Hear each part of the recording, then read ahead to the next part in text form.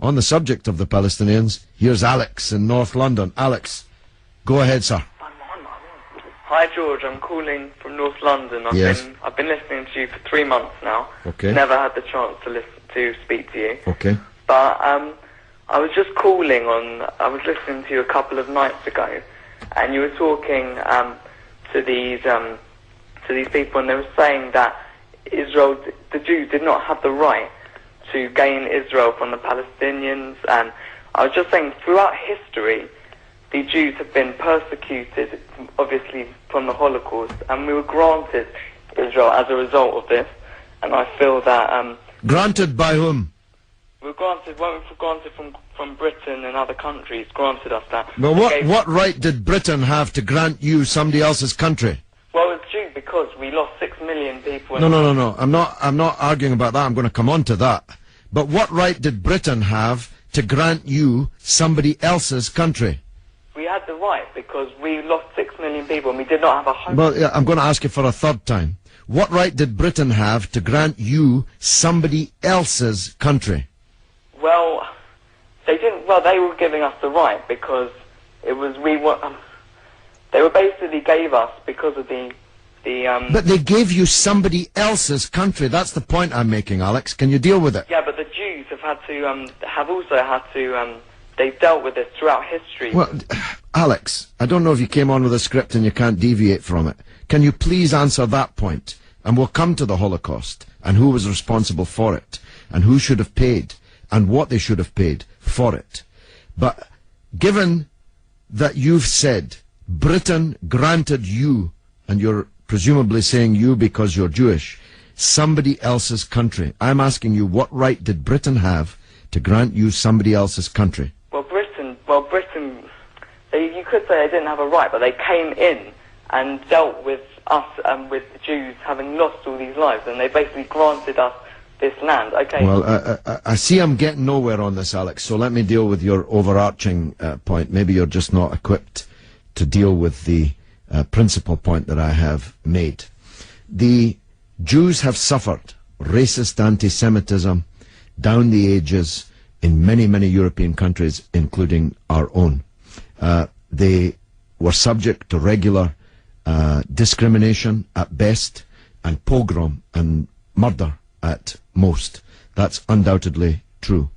The one place in the entire world that Jews were neither discriminated against nor subject to pogrom was the Muslim world. In fact, so much was that the case that when Christianity came back to power in Spain, in Andalusia, in the western extent of the Islamic Empire, when the Muslims left, the Jews left with them because they feared the Christian anti-Semitism which would be unleashed in the wake of the departure of the Islamic civilization in the West. That's why so many Jews are to be found even today, and were to be found in profusion before the creation of the State of Israel, in countries like Morocco and along the North African coast, because under the protection of the Muslims, the Jews left Europe and went to live in North Africa.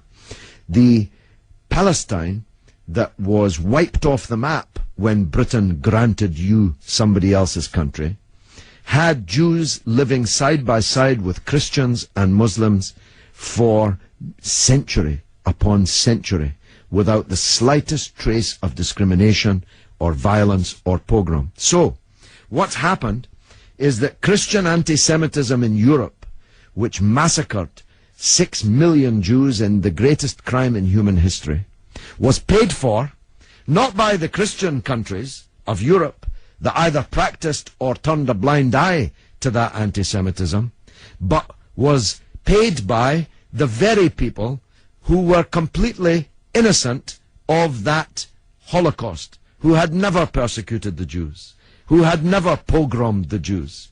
And that seems to me to add insult to the injury suffered by a people whose country was wiped off the map, who were dispersed into exile, to make way for a Zionist idea which was granted to European Jews, because these were the first settlers, granted to European Jews by Britain.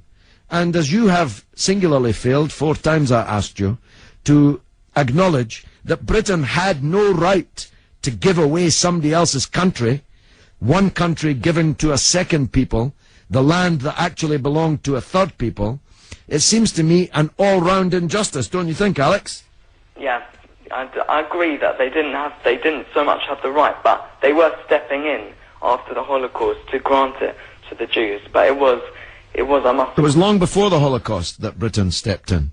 Britain stepped in 1917 with the Balfour Declaration made by the British Minister Balfour on our behalf to a group of atheistic Zionist Jews. I make the point about atheism because it's now claimed that this is some biblical land right, as if God was an estate agent.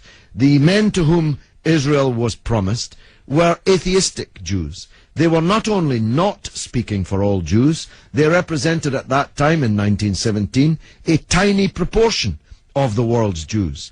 Most of the world's Jews supported communist or socialist parties and ideas at that time. The Zionists represented a tiny sliver of Jewish opinion at that time. Yet Balfour promised them the land which belonged to a third people, without consulting either the British or the world's Jews, and least of all, consulting the Palestinians. Okay, well, thanks very much for talking. Okay, Alex, thanks for listening, my friend.